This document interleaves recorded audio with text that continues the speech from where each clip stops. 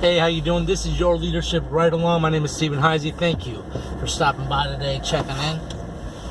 I was reading a poll here recently, and the poll was talking about what is the major stuff that people want in life.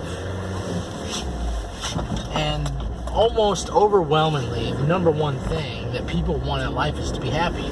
I don't know about you, but that's what I want too. But here's the problem with that. If we are committing ourselves to following Jesus, Jesus doesn't tell us that he wants us to be happy. He wants us to follow him. And so, as I work with pastors, and a lot of them are hopeless, they're struggling, a lot of them just feel like, man, what is this work really worth it? And at the heart of that is they're not content because they're not happy. And following Jesus gives us a path. He says, if you want to have joy, I'll give you that path. But it's not what the world tells us.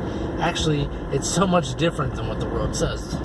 The path to happiness is a mustard seed. A mustard seed is small. A mustard seed seems insignificant to the world. But Jesus tells us that if we follow him and we live this mustard seed type of life, we have this mustard seed faith.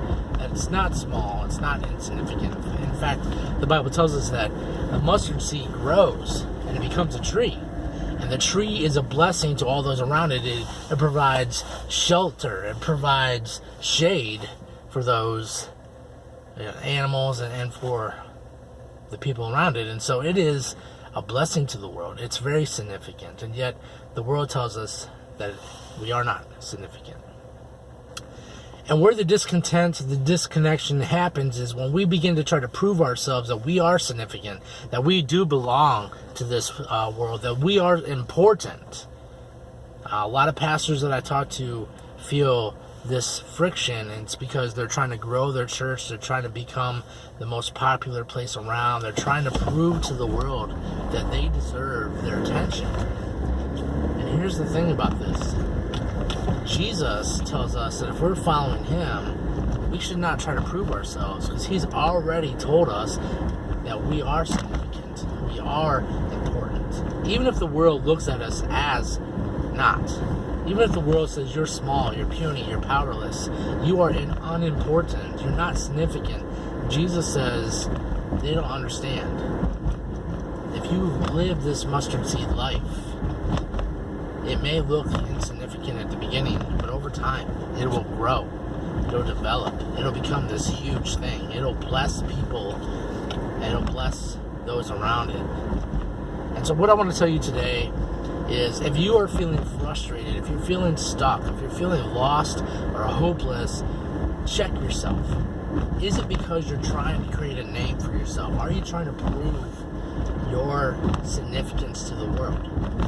Especially if you're a pastor or a ministry leader, check yourself and see where's this disconnection coming from? Where's the discontent? Where's the unsatisfaction coming from? And I bet a lot of it would just simply be that you are trying to create a name for yourself. You're trying to prove that you belong. You're trying to create something that you think is valuable. And that's where we go wrong. Jesus has already told us we are valuable. Jesus has already told us we are powerful. Jesus has already told us that we are significant. But it's up to us to live into that. Not to buy into what the world says is significant, but to buy into what Jesus says is significant. And that comes from living a mustard seed type of life.